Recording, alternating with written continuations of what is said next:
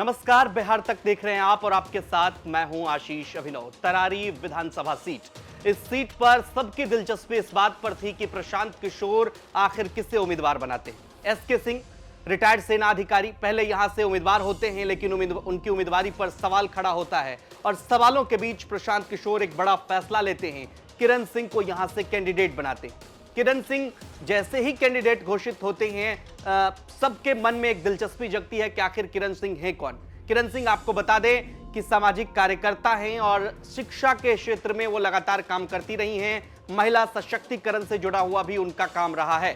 अब प्रशांत किशोर ने एक नया दांव ये भी चला है कि 4 सीटों पर, चूंकि पहले उम्मीदवारों का ऐलान किया, उसके बाद 2 सीट पर उम्मीदवार बदलना पड़ा।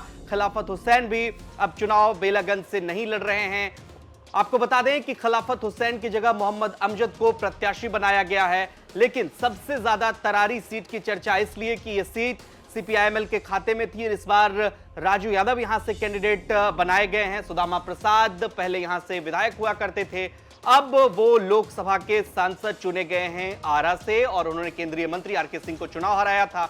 अब तरारी में मुकाबला त्रिकोणीय होगा और तरारी में आखिर जीत किसकी होगी यह देखना दिलचस्प होगा। लेकिन इन सब के बीच तरारी से प्रशांत किशोर की पार्टी से उम्मीदवार किरण सिंह ने बातचीत की है बिहार तक से।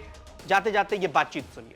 आपको नई जिम्मेदारी मिली है जन स्वराज की ओर से। पहले जो एसके सिंह थे उनके जगह पे आपको फिर से नया चेहरा बनाया गया है बतौर उम्मीदवार के रूप में, क्या कहेंगे? जी, मुझे अगर इसके रूप में उम्मीदवार के रूप में बनाया गया है तो मैं प्रयास करूंगी जो मैं पहले जो प्रयास कर रही थी उसको धरातल पर लाया जाए। मैं इस बात के लिए खुश हूँ कि मुझे जो नेतृत्व मिला हुआ है वो एकदम सही तरीके जिस तरह से बिहार की व्यवस्था को बदलने के लिए चाहिए वही है। तो इससे ज़्यादा मैं क्या, अभी काम देखिएगा आप लोग, इस बार जन स्वराज के 9-10 महीने के जो काम होंगे आप वो देखिएगा क्या हम लोग काम करते हैं। मैम, पहले भी आपने तरारी विधानसभा में काफ़ी सोशल वर्क किया था, चर्चा का बाजार था कि आप ही को टिकट जन स्वराज से मिलेगा, लेकिन ऐसी क्या परिस्थिति आई कि retired lieutenant general S K Singh का नाम आपसे आगे कर दिया गया? देखिए, प्रोबेबल कैंडिडेट 5 से या 7 होने का ऐसा जैसे बताया, हम लोग उसमें कैंडिडेट में थे, लेकिन जो कर्नल साहब भी है, सॉरी ये जनरल साहब जो हैं, उनका भी जब उनका दावेदारी जब हम लोग सामने आया तो आप उनका प्रोफाइल देख सकते हैं। उनका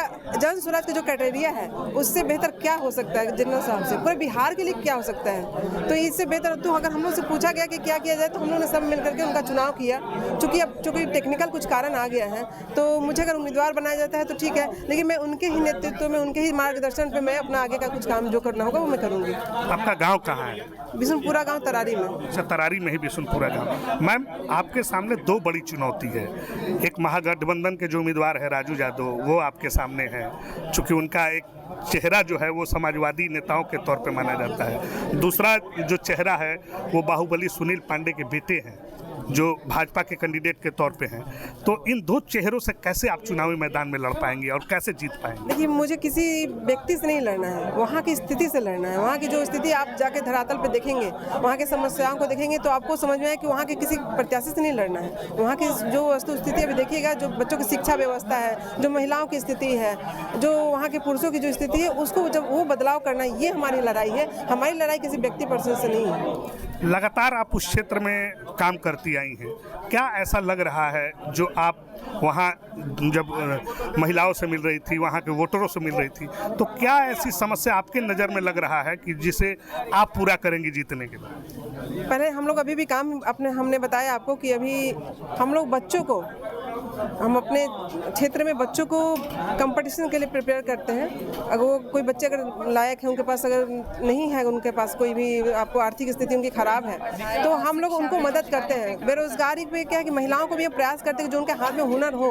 वो उनको अगर कुछ कर सकती हैं तो उनको भी हम लोग बढ़ावा देते हैं। तो यही काम हमारा है। बहुत दिन से इस कार्य में लगे हुए हैं। इसके लिए चूँकि हमको बड़े प्लेटफॉर्म की जरूरत थी, चूँकि कोई भी राजनीतिक पार्टी जो होती है, जो उनके जो उम्मीदवार होते हैं, कहते हैं कि हमें राजनीति में ले आइए तो हम काम करेंगे, लेकिन ये थोड़ा सा उलट है कि हम काम कर रहे हैं, चाहते हैं कि इसको अच्छे तौर से कर पाएँ, इस वजह से हम लोग राजनीति में आए हुए हैं। मैम, तरारी विधानसभा का जो है एक माले का वो गढ़ रहा है, दूसरा सुनील पांडे वहाँ से लगातार 4 बार विधायक रहे हैं।